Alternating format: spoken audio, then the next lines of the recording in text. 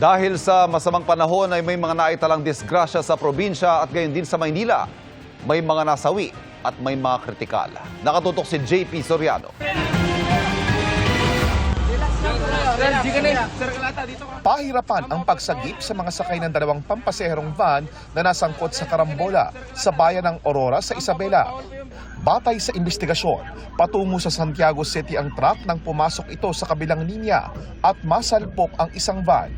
Nasalpok naman ang likod ng van ng isa pang van. Nakasunod dito. 8 ang patay sa pangalawang van kabilang ang driver nito. 2 ang sugatan at 1 ang komatos. Tumanggi magbigay ng pahayag ang truck ng driver na hawak na ng pulisya. Nagkasalpukan din ang isang bus at isang SUV sa San Pablo City, Laguna. Ayon sa investigasyon, papasok ng Maharlika Highway ang SUV mula sa Soledad Santissimo Road pero di umano ito huminto pagdating sa intersection. Saktong parating ang pampaseherong bus na patungong Metro Manila. Nasalpok ng bus ang gilid ng SUV na kalaunay bumaliktad.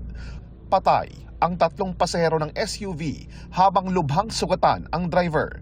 Sugatan din ang 4 na sakay ng bus. Dinala sa presinto ang bus driver na sinusubukan pang makuha ang pahayag. Sa Baguio City, isang kotse ang nahulog sa bangin na may lalim na 30 talampakan. Ayon sa pulisya, nawala ng kontrol sa manibela ang 23 anyos na driver na isang estudyante. Nasira ang steel barrier sa gilid ng daan at nahulog ang kotse sa bangin.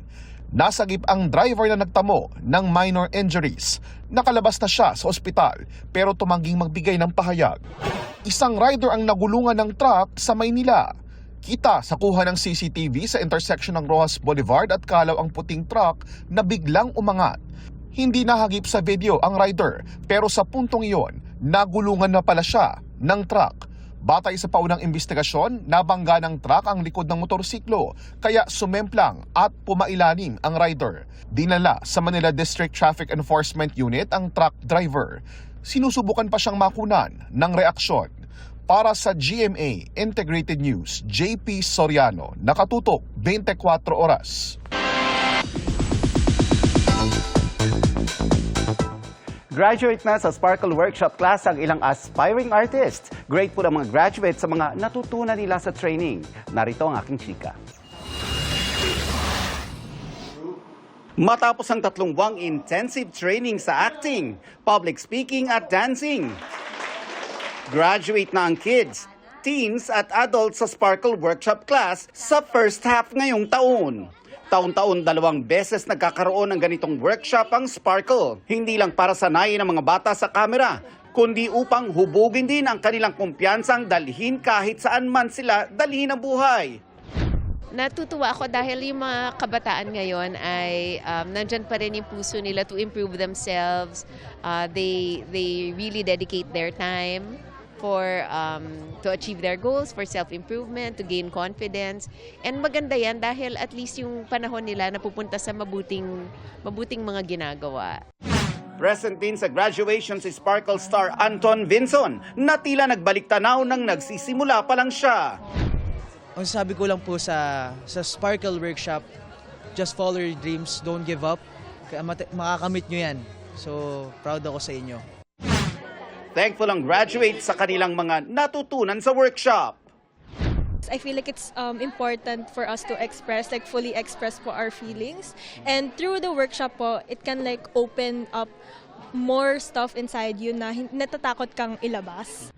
It can teach you so many things po, and you can learn so many to be an actor po.